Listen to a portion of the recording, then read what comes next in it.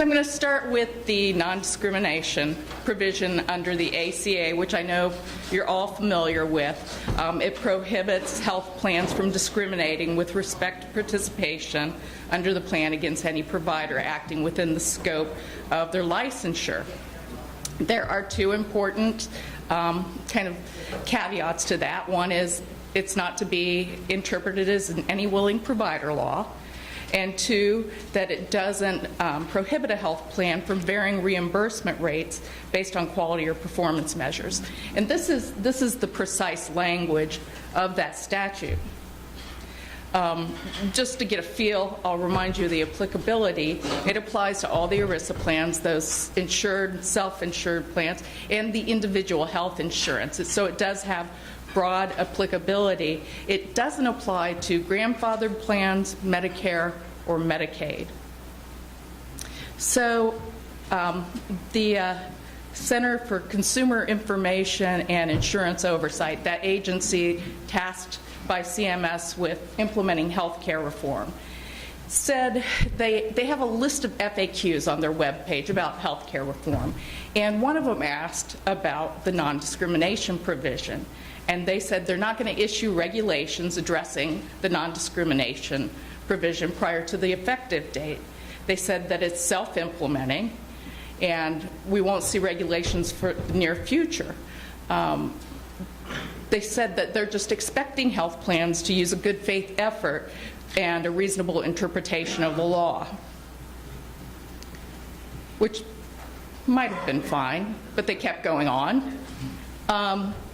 They got the first part right. They said, you know, if an item or service is a covered benefit and it's medically necessary, then a plan can't discriminate based on the provider's licensure or certification as long as providing that benefit was covered under the plan and within the scope of licensure. But they kept going. They said, this provision does not require plans or issuers to accept all types of providers into a network. If we go back, let's see. I don't think I see that under there. It says nothing about accept all types of providers, and in fact, I would argue that that's one of the very basic protections that it offers, that a plan would not be able to discriminate based on provider type if they are offering covered benefits that are within the scope of that provider's licensure. They don't have to take every provider. It's not any willing provider, but certainly to me it's a basic protection that they couldn't discriminate against providers based on their licensure type. So this is one way that CMS went beyond what was said, even though they said, we're not issuing regulations. This is self-implementing. Everybody can tell what this means. They also said that the provision doesn't cover provider reimbursement rates, which may or may not have been true. There is a similar provision under Medicare Advantage law, and they've never interpreted it that way. But that's not what the law says. That's not what the law says at all. It says that you can't vary, and I'll go back. Yeah, you can't vary reimbursement rates, or nothing stops them from establishing varying reimbursement rates based on quality or performance measures. CMS says it doesn't govern provider reimbursement rates, which may be subject to quality, performance, or market standards and considerations.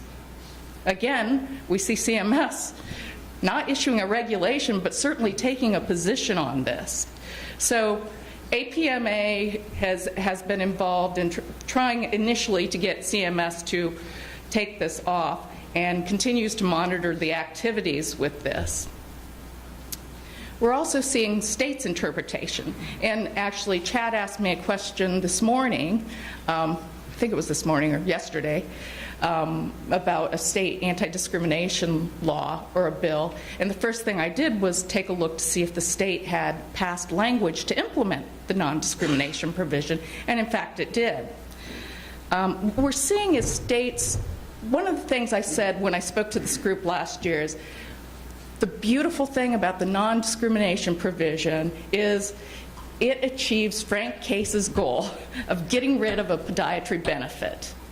That you can no longer discriminate just based on provider. So you could limit foot and ankle benefits, but you couldn't limit podiatry benefits because that is discrimination based on licensure. And Colorado, this issue came up with regard to chiropractic. Their benchmark plan that they used in their exchange excluded chiropractic services and services of chiropractors. And the Division of Insurance issued a memo, and they concluded that, you can't exclude services of chiropractors. You can decide what benefits are covered, but you can't decide who's going to provide them. And that's precisely the type of interpretation I would expect to see if the law were interpreted appropriately. With regard to health care reform, I'll just mention briefly some of the contracting issues. And I know APMA's gotten questions about what's up with these exchange plans? How do I get in? How do I participate?